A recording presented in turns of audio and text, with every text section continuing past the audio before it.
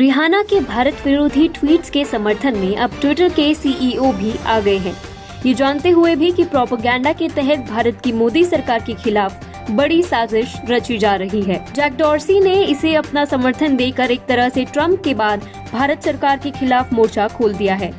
इससे पहले ट्विटर ने भारत सरकार के आदेश की अवहेलना कर 250 से अधिक ट्विटर अकाउंट्स को बहाल किया था। जैक डॉर्सी जानबूझकर भारत सरकार के खिलाफ साजिश को बढ़ावा दे रहे हैं, पर वो भूल रहे हैं कि मोदी सरकार ने एक्शन लिया तो ट्विटर बहुत बड़ा मार्केट खो सकता है।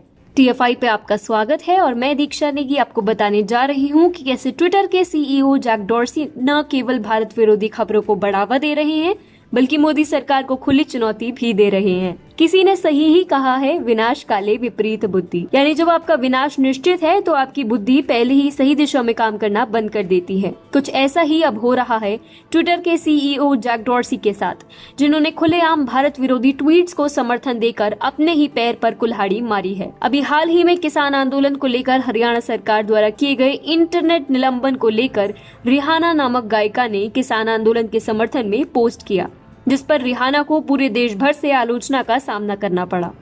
लेकिन इस पूरे प्रकरण की सच्चाई तब सामने आई जब वॉशिंगटन पोस्ट की ग्लोबल ओपिनियन संपादक कैरेन अटिया के ट्वीट्स को एक के बाद एक लाइक कर जैक डॉर्सी ने भारत के प्रति अपनी घृणा जाहिर की। एक ट्वीट में कैरेन अटिया लिखती है, रिहाना ने हिंदुस्तानी सरकार को हिलाकर रख दिया है। एल्बम की किसे जरूरत है जब आप शोषितों के हक में आवाज उठा सकती हैं। लेकिन ये तो बस शुरुआत थी।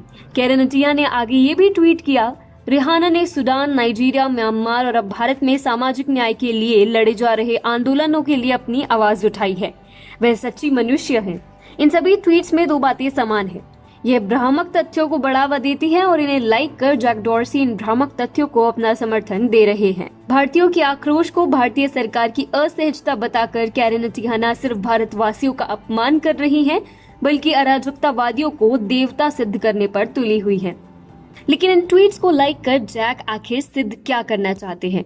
जिस प्रकार से भारत सरकार के दिशा निर्देश की ट्विटर ने अवहेलना करते हुए सभी निलंबित अकाउंट्स बहाल कर दिए और जिस प्रकार से जैक कैरेन जैसे भारत विरोधियों के भ्रामक ट्वीट्स को बढ़ावा दे रहे हैं, उससे वे मानो भारत सरकार खासकर पीएम मोदी को खुली चुनौती दे रहे हैं।